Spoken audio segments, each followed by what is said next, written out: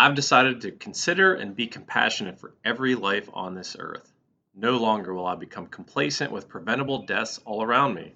If you see me, be prepared to get an earful of how we can and must save lives, and only at the expense of a few very small inconveniences to our life. To argue that being inconvenienced is justification for losing precious lives is a horrific way to act. So here are some the top causes of death around the world that we can do something about right now. Number one, heart disease. 9.43 million people died of heart disease in 2016. So let's mandate exercise. Let's outlaw smoking, outlaw drinking. It's simple. We're talking about saving lives here. Number two, tobacco. Tobacco is a leading cause of preventable death. Worldwide, tobacco use causes more than 7 million deaths per year.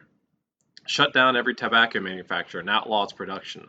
This will reduce number 1 and 3 as well. It's a no-brainer. Number 3, diabetes.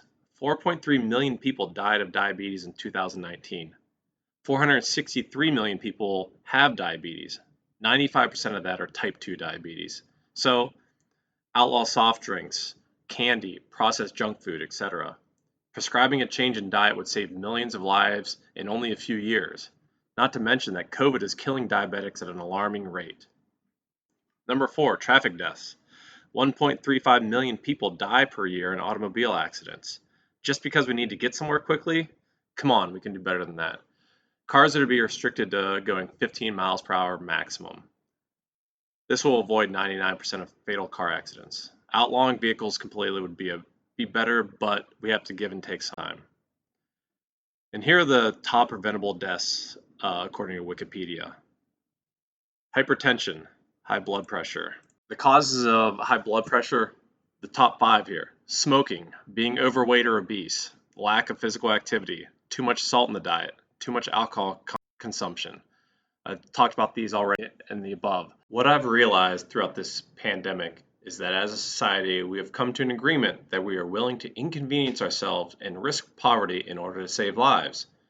It's an amazing thing. And this can be a springboard to saving all lives.